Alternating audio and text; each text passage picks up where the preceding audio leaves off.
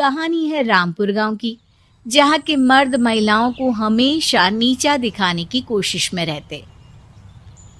अरे अभी तक खाना नहीं आया, क्या मुझे एक और शादी करने की जरूरत है? नहीं जी नहीं, ऐसा मत करना, वरना मैं कहाँ जाऊंगी। खाना लेकर मैं अभी आई जी। गांव की पंचायत में भी फैसले हमेशा औरतों के खिलाफ ही रहते। मैं जो फैसला सुनाता हूँ वो भगवान की आज्ञा होती है। इस लड़के ने अपने मन से शादी करके अच्छा नहीं किया। लड़के को घर भेज दो और इसकी शादी इसकी जाति की किसी लड़के से करवा दो। लेकिन ये लड़के, इसे तो गांव के बाहर निकाल दो। नहीं नहीं जमींदार साहब, ये क्या बोल रहे हैं? ऐसा नहीं हो सकता। मेरी बेटी मासूम है, इसे अच्छे बुरे की समझ नहीं है। अरे कहाँ जाएगी ये बेचारी? कहाँ जाएगी? इतनी चिंता है तो पूरे परिवार का गांव निकाला कर देते हैं। बेचारे पूरे बसे बसाए परिवार को गांव छोड़ना पड़ता है। चाहे जो हो, अगर बेटियों को कंट्रोल नहीं कर सकते तो गांव में रहने का कोई मतलब नहीं है। यहाँ औरतों को दब कर रहना होगा। कोई भी अपने हिसाब से कुछ नहीं कर सकता, सब ईश्वर की मर्जी से ही होगा। तभी गांव का एक आदमी दौड़ा दौड़ा आता है। सरपंच साहब, जमींदार साहब, वो कालिया है ना, उसकी बेटी पढ़ने के लिए शहर जा रही है। अच्छा, ये कब हो गया? और कालिया की हिम्मत कैसे हो गई ऐसा करने की? लेकर आओ उसे और उसकी बेटी को। बस फिर क्या था, हाजिर हो जाते हैं कालिया और उसकी बेटी सरपंच के सामने।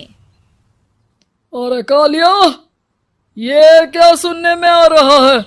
बेटी को इंजीनियर बना रहा है तू? और ये बता, गांव में तो स्कूल नहीं है, फिर कहां से इतनी क्लास पास कर गई तेरी बेटी? राधा, जो कि कालिया की बेटी है, उसे लगता है कि सरपंच उसकी तारीफ कर रहे हैं। सरपंच जी, मैंने ऑनलाइन पढ़ाई की है, डिस्टेंस लर्निंग से। सभी में मैंने अच्छे नंबर पाए हैं, जिसे देखते हुए शहर की इंजीनियरिंग कॉलेज में मुझे स्कॉलरशिप मिली है। वाह जी वाह, क्या होती है ये? पहले तो ये बताओ, फिर आगे की बात करते हैं। पूरा गांव राधा की बात सुन रहा था और राधा बोलती जा रही थी।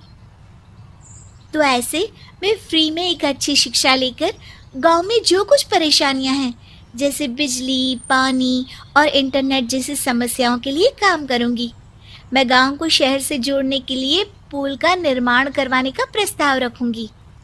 मुझे पूरी उम्मीद है कि जल्द ही हमारा गांव भी तरक्की की राह पर चल पड़ेगा। राधा की बात सुनकर सारे गांव वाले ताली बजाने लगते हैं। सरपंच को समझ नहीं आता कि वो क्या करे। चुप रह नादान लड़की, गांव के खिलाफ जाने के लिए तुझे गांव से बेदखल कर दिया जाएगा, वो भी पूरे परिवार के साथ। और हाँ, अगर ठीक से गांव में रहना चाहती है तो ये पढ़ाई लिखाई छोड़ दे। हम तेरे लिए गांव का कोई होनहार लड़का देखेंगे। तभी गांव का एक आदमी बोल पड़ता है। अरे नहीं नहीं सरपंच जी, राधा बिटिया जो बता रही है, अगर वैसा हो जाए तो हम लोगों को पैसा कमाने के लिए बाहर नहीं जाना पड़ेगा। हाँ जी, और ना ही कोसों दूर पानी के लिए भटकना पड़ेगा। हमारे बच्चे भी अच्छी पढ़ाई कर सकेंगे और आगे बढ़ेंगे, ना कि हमारी तरह खेती करते बैठेंगे। क्यों गांव वालों, राधा बिटिया का साथ देना चाहिए ना। सरपंच देखता है कि गांव राधा के साथ है तो वो चुप हो जाता है। वो घर आकर अपने सलाहकार से बात करता है, जो बहुत ही चालाक किस्म का इंसान होता है। अरे सरपंच साहब, आपको बहुत ही होशियारी से काम लेना पड़ेगा। एक बार गांव तरक्की कर गया, यहाँ के बालक पढ़ लिए तो कोई ना पूछेगा आपको। और फिर ये जो बेटा और बेटी है ना आपके, इनको भी आम लोगों की तरह ही जीवन जीना होगा। हाँ, लेकिन करे तो क्या करे? वो ना आप मुझ पर छोड़ दीजिए, बस मैं जैसा बोलूं करते जाइए। अगले रोज सुबह जब गांव वाले सोकर उठते हैं तो राधा के घर के बाहर और साथ ही वो लोग जिन्होंने राधा का सपोर्ट किया था उनके घर के आगे लाल रंग से कल आऊंगी लिखा होता है। कल आऊंगी, ये क्या होता है? अरे यह तो खून से लिखा है, लगता है कोई भूत प्रेत या चुड़ैल का साया है। चलो सरपंच जी के पास चलते हैं। सभी सरपंच के पास जाकर उसे सारी बात बताते हैं। अरे ये तो बड़ी मुश्किल की बात है। चलो, मैं एक बाबा को जानता हूँ, उन्हें बुला लेता हूँ। सरपंच बाबा को लेकर गांव के घर के बाहर जाता है। ओहो, तो ये वो चुड़ैल है जो उन लोगों को निशाना बनाते हैं जो गांव को बदलने का सपना देखते हैं। वो गांव को ऐसे ही संपन्न देखना चाहती है। वो नहीं चाहती कि कोई बाहरी यहाँ का कायाकल्प करे। क्या तुम लोगों में से किसी ने गांव को बदलने की सोच रखी है? तभी राधा की माँ रोते रोते आती है। मेरी राधा घर से गायब हो गई है। अरे कोई तो बचाओ, मेरी बच्ची कहाँ गई?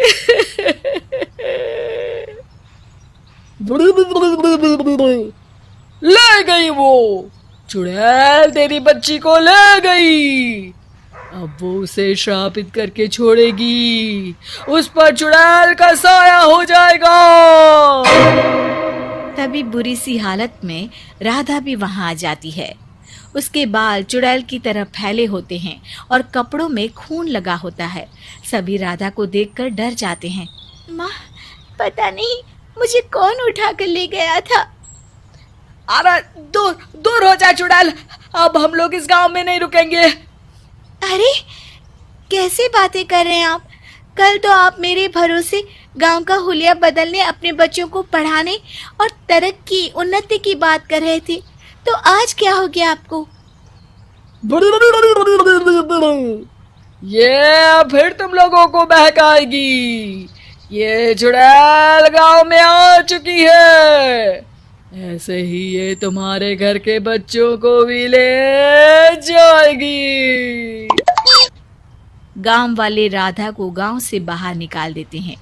उसके माँ बाप रोते रहते हैं लेकिन गांव वाले नहीं मानते।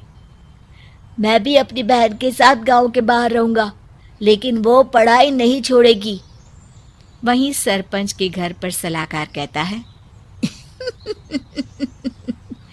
देखा, सांप भी मर गया और लाठी भी नहीं टूटी।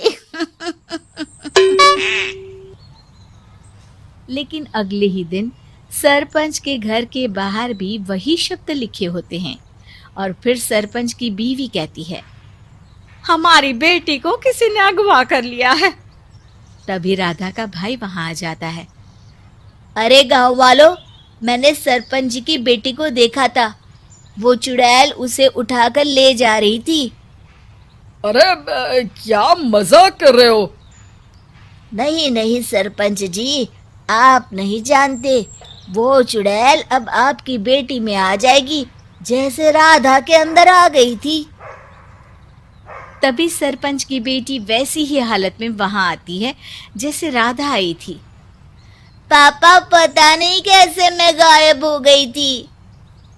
चुड़ैल, इसके अंदर भी चुड़ैल का साया है, मारो इसे। अरे नहीं नहीं, इसे भी राधा के पास गांव के बाहर ही भेज दो। अरे चुप रहो, मेरी बेटी कहीं नहीं जाएगी और चुड़ैल बुड़ैल कुछ नहीं होता है। अरे कैसे बात कर रहे हो सरपंच जी? आप तो बोल रहे थे कि आपका फैसला भगवान का ज्ञान होता है, तो अपने पर बात आई तो अब आप ऐसे बोल रहे हैं। अरे ना ना ना, आपको अपनी बेटी को त्यागना ही होगा। अरे बुलाओ बाबा को। राधा का भाई बाबा को ले आता है, जिसे अब गांव वालों के डर के कारण सच बोलना पड़ता है। मैं कोई बाबा नहीं हूँ, मैं तो मोची था। ये सलाहकार महोदय ने मुझे कहा था एक्टिंग करने को। अब वो मुझे पैसे देने वाले हैं। अब मुझे माफ कर दो। गलती हो गई, मुझे माफ कर दो। तभी वहां राधा आ जाती है। देखा सरपंच जी, जब गांव के बच्चे साक्षर होंगे तो आप जैसे लोगों की चालाकी नहीं चलेगी।